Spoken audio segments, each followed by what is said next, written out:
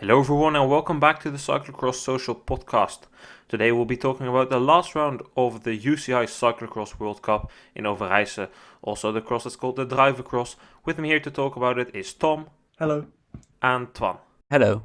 In Overijse, the World Cup was still on the line. Van Aert needed to finish second to secure it, so Van der Poel needed to win and hope Van Aert would end third or lower. At the start, there was a crash. There were quite some riders down, but the front runners, they weren't too affected by it. It was Van der Poel who took the fastest start, but it was Van Aert who was the first one to open a gap, and he did exactly what he needed to do to go on and win the World Cup. He rode away with Van der Poel in his wheel, and these two opened a quite big gap, 30 seconds in just 2 laps time. And we looked to have a battle on our hands, but Van der Poel unfortunately punctured and fell back 30 seconds. Van Aert crashed, meant that the gap went down to 20. Van der Poel put in a big effort trying to close that gap. He came close, 10 seconds, but then the gap went up again to 20. Somewhere with 40 minutes to go, Van der Poel tried one last time to close that gap. Once again he came close. It was 6 seconds at some point until he made a mistake. He crashed, and from there on it was done. Van Aert went on to win the race in front of Van der Poel. Further on in the background, it was Pidcock who managed to edge out Michael van Toornhout in the final stages of the race to end third. So the key moment here in this race obviously is that puncture of Van der Poel. I think we were robbed of a very exciting race here today. Yeah, taking the words right out of my mouth there. I think it would have been a really interesting race today. Van der Poel certainly looked strong and nearly was able to complete a comeback, but it just wasn't to be. I think it would have been an amazing race had he not punctured. Indeed, yeah, really disappointing to see another puncher taking him out of contention. But he had 30 seconds gap to close down to Van Aert, and he got within 8 seconds. And it really looked like as we entered the last few laps, we were going to have a nice battle. But Van Aert was just able to hold his pace, and Van der Poel just faded away in the last 2 laps. And yeah, in the end, it was over a minute between the two. So all to play for next weekend in the World Championships. Well, that gap of a minute, it's certainly not representative for the level that Van der Poel put out there today. To me, it really looked in those final stages of the race when he made that first mistake, when he was going maximum risk, full effort. Then that was really a mistake, but after that it looked to me like it was a lack of concentration. He knew it was over, he knew he wouldn't close in anymore, and he just wanted to ride to the finish, but he wasn't fully focused anymore and therefore made a couple of extra mistakes. Yeah, it was very uncharacteristic for him. Yeah, I would agree with you. It was a really tough parcours though, so he obviously went deep to try and catch Van Aert and paid the price eventually. When he wasn't able to catch on, Pidcock was a long way behind, so he could kind of switch off a bit and just ride into the finish. I think in terms of performance, they were quite closely matched. I don't know what you guys make out of it. It's maybe a bit hard to ask as well because we haven't really seen them go head to head in this race. But out of these two riders, what does your feeling tell you? Who had the edge over the other, or can you simply not tell? I don't think I could tell them apart today. I think Van Aert rode a more consistent race, probably. But had Van der Poel not had the puncher and they'd been able to gap Van Aert, maybe he would have just ridden away to victory. So yeah, it's a hard one, I think. Yeah, I think it's based on technique. I think Van der Poel is just better, and I think we see that as well. And then Wout van Aert is better on like the pure power parts. He's able to put them down more consistently, and also better at the running parts, especially when they are longer runs. I already said it, I thought they were pretty evenly matched, but to me, the fact that Van der Poel 2 times closed that significant amount of time in 1 lap time, combined with the face expressions I saw that Van Aert, especially the second time when Van der Poel came close, he really looked tired. Van der Poel, not so much. I mean, of course he was digging deep, but in the laps before, when the gap was going up at 2 seconds every lap, Van der Poel looked to be kind of cruising. I mean, perhaps he made up quite a lot of time in the downhills on the technical parts. I haven't seen the split times there, so I can't tell. But to me, it looked that Van der Poel did have slightly the edge over Van Aert, and on a parcours like this, you would perhaps expect it to be the other way around if they were exactly at the same form, but once again, it's really hard to tell, but this is just kind of what my feeling is about this. Yeah, indeed, they seemed really matched. In the lap times, they were typically going around 8:15 each lap, and then with 2 laps to go, Van der Poel did 8:54 compared to Van Aert's 8:15, so that was 40 seconds he lost there. And then again on the last lap, both of them, Van Aert did an 8:45 and Van der Poel did a 8:59, so they both faded on the final lap. But it was 1 hour 6 minutes for Van Aert today, a long race. So on the tough conditions as well, not surprised to see they're really leaving it all out on the course and a tough race. I think next weekend at Oostend we should be in for a good race. I don't want to go as far as I've already heard some Belgian commentators go that saying, yeah, Van Aert has the better moral, Van der Poel takes a mental hit here. I don't think that. I think Van der Poel knows as well as we do that puncture cost him the race win here today, and without that puncture he would have had a perfect chance of beating Van Aert here. Certainly, I think I would agree with you on that one. Yeah, I think Van der Poel knows that as long as the parcours doesn't, like, the sand section is rideable for the most part, the running parts aren't too long, and nothing crazy with flats happens, I think he knows he has a very good shot at winning the world title. I don't think he'll be worrying too much. Let's run down the entire top 10 then. We already mentioned that Van Aert won in front of Van der Poel and Pidcock. In fourth we find Van Toornhout in front of Toon Aerts. In sixth a good recovery ride by Lars van der Haar in front of Laurens Sveik in seventh. Then in eighth Corné van Kessel in front of Quinten Hermans and Gianni Vermeers round off the top 10. The gap behind Van Aert and Van der Poel is pretty big. 2 minutes and 7 seconds down is where Pidcock ended. That's really a lot, so I think it's definitely fair to say, looking at the World Championships, it's really between these front two. Pidcock looks to be in a battle with Van Toornhout, Aerts and maybe Sveik for the bronze medal at the World Championships. Who out of these guys impressed you the most today? Well, I think Pidcock again showed he's really competitive in the front, and yeah, I'm sure he'll be hoping for a medal next weekend. And he's often been able to turn it on the big races. So yeah, I think Van Aert and Van der Poel are the clear two favourites, but I'm sure Pidcock is going to be trying to compete for the win as well. He knows he's done it, like in Gaveur and Namur, he was right up there as well. So I don't think we should count him out completely for the gold. But yeah, I think it is Van Aert and Van der Poel are the two favourites for sure. Yeah, I think if you have to, like, specifically point out someone that could win the gold besides those two, I would go for Pidcock as well. However, for the third place on the podium, I think he will have some nice competition by Van Toornhout, who has been racing really well the entire season basically. I think he has just done a superb job. Toon Aerts getting better as well, but that's also good to see. And of course, Sveik will find some of his loved sand in Oostende. Well, then Gianni Vermeers, he ended 10th here today. For a long time he was in the running for 6th or 7th place. Do we know what happened to him? To be honest, looking on the lap times, he seemed to just fade a bit earlier than the other riders. He did an 8:11 on his first lap, and yeah, that was really competitive with the front runners as well. But he ended up going by the middle of the race, he was lapping near 9 minutes. And yeah, the guys in kind of third, fourth were able to keep their 8:30 lap times until the last couple of laps when they were all lapping near 9 minutes. So yeah, I think just he was maybe missing slightly the top end and faded a bit in the tough conditions. You have to remember he joined Van der Poel in Spain this week.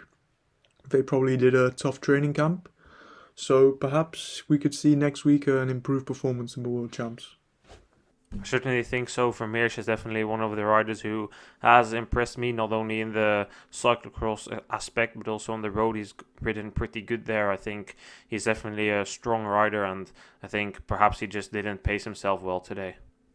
Then I will give you the top 3 under 23 riders looking ahead at next weekend's World Championships. It was Timo Kielich in 11th, who was the first under 23 rider. He ended 10 seconds in front of Ryan Kamp, who was the lead under 23 rider for almost the entire race. And the third under 23 rider was Pim Ronhaar. He ended 15th, a bit further down. Seeing him crossing the line, he didn't look satisfied, and he just managed to edge out Toon van der Bos and Niels van der Putten, who fell back quite far. So actually, I gave the top 5, but that shouldn't hamper anyone. Kielich here, the first one. What do you expect? Ryan Kamp, once again, not the first under 23. What can we make out of this?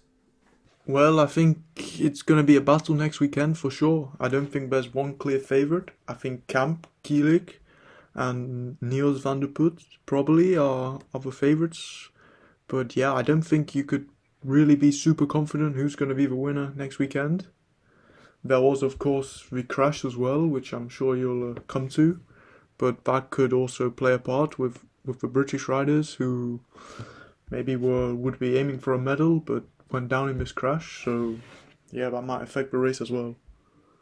Yeah, I think Ryan Kamp for the entire season has looked like the out-and-out favorite for the U23 title. But the last few weeks, other riders have really stepped up their game. Ryan Kamp hasn't been quite as consistent, but I think he still looks good. He still looks confident, I think, and hopefully he can convert that into another season into the Rainbow Stripes. And that point about that crash that Tom made, that's fair as well, because the crash took out Cameron Mason and Ben Turner, both from Trinity Racing.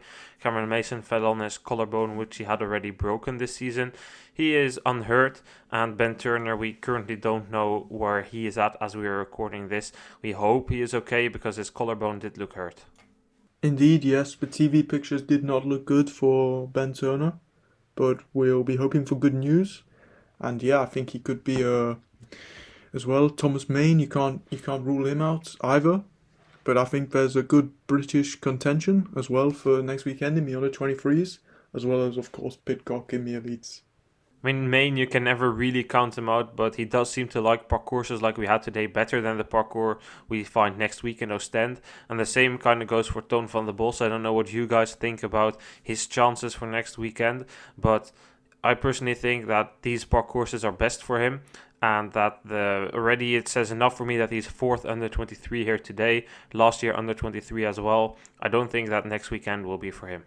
I think these indeed are the kinds of parcourses he shines on, and I just don't really expect too much from him next weekend at the Worlds.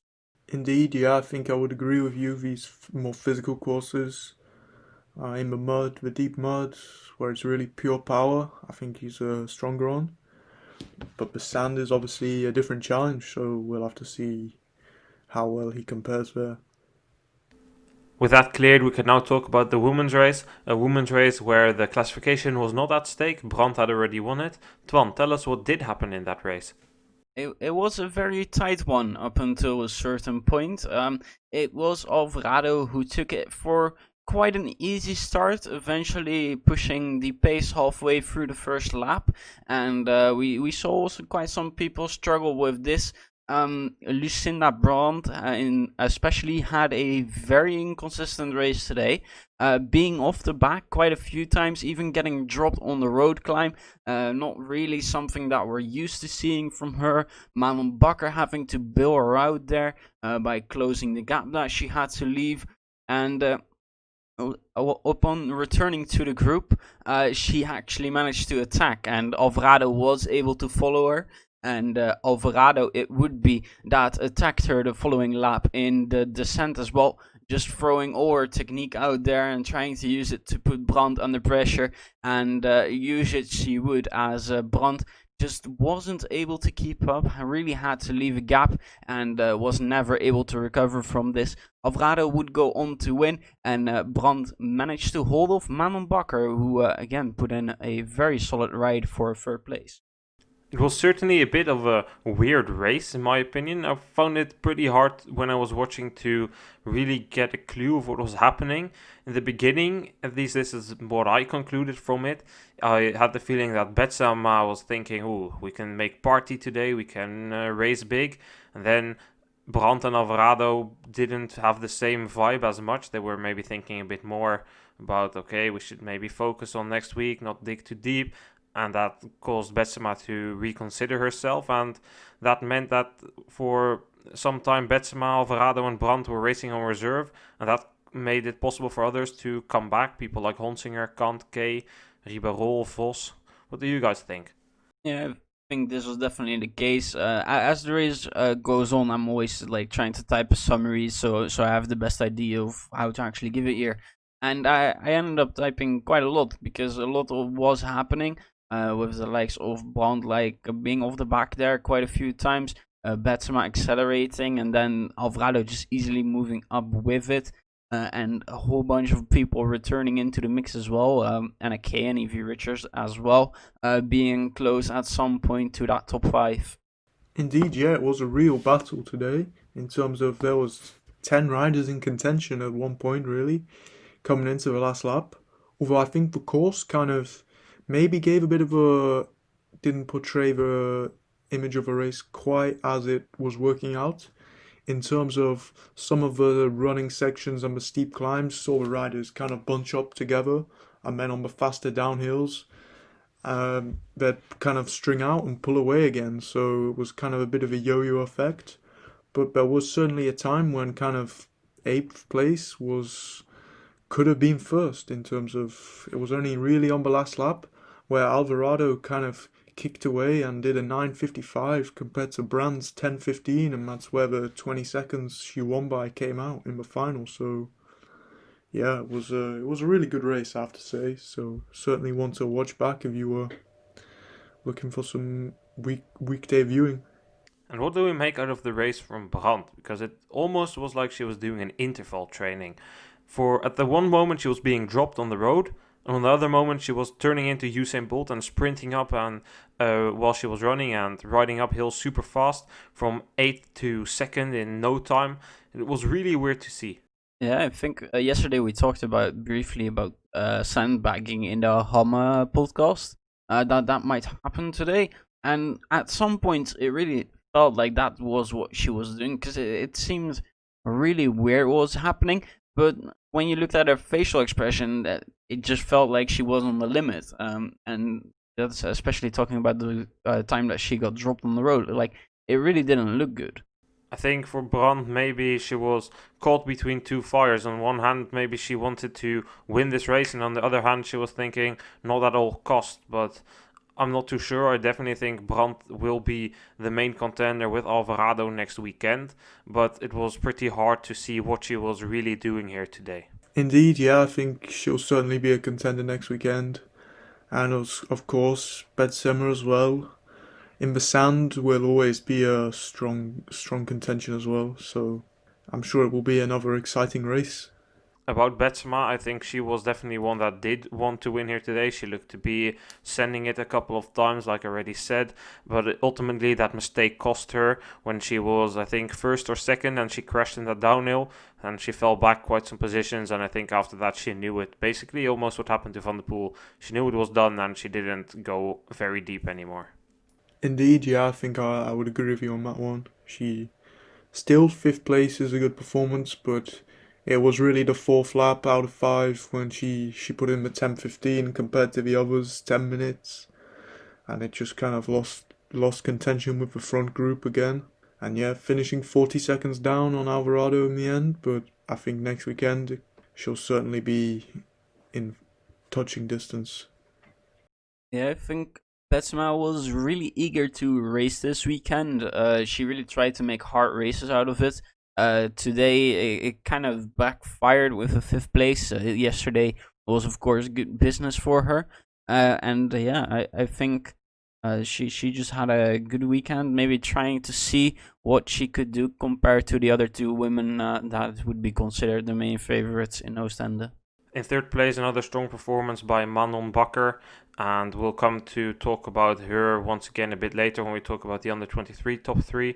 First, I'll run down the entire top 10. Alvarado, Brandt, Bakker, in front of Honsinger, Betsema, Kant, and the last 4 others of the top 10 are Kay, Richard, Vos, and Vos.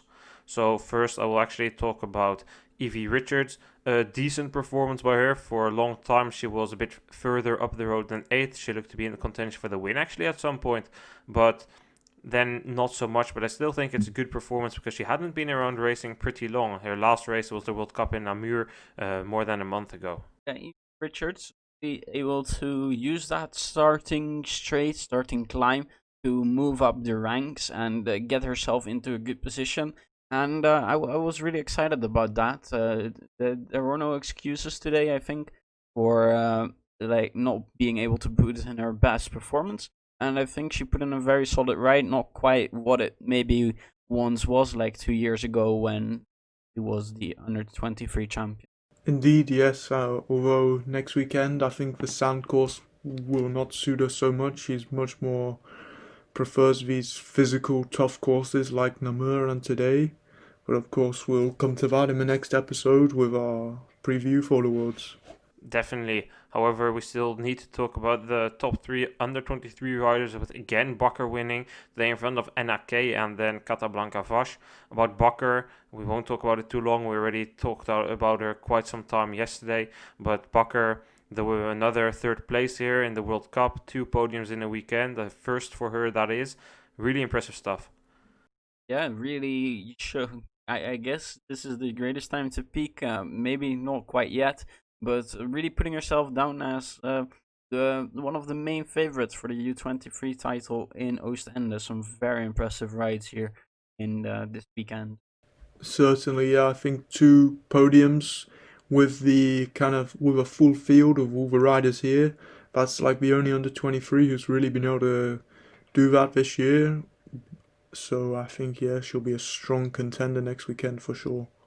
Then the second under-23, Anna Kay. Yesterday, Twan and I got surprised by the performance of Marion Norbert-Ribeiro, but today we could almost say the same for Anna Kay. 7th, I mean, Kay did have a better season than that Ribeiro had, but still 7th here is definitely a step up, because as we said for Ribeiro, yes, she did get some results, but once again, Kay, today she gets 7th. For comparison, in Bredene, she also got 7th, but that was behind the likes of riders like Van Alpha and Ribeiro and Frank as well. And today she finished behind Couldnt, who got 2nd there. So I think this is definitely a step up, and it looks that entire team is peaking at the right moment.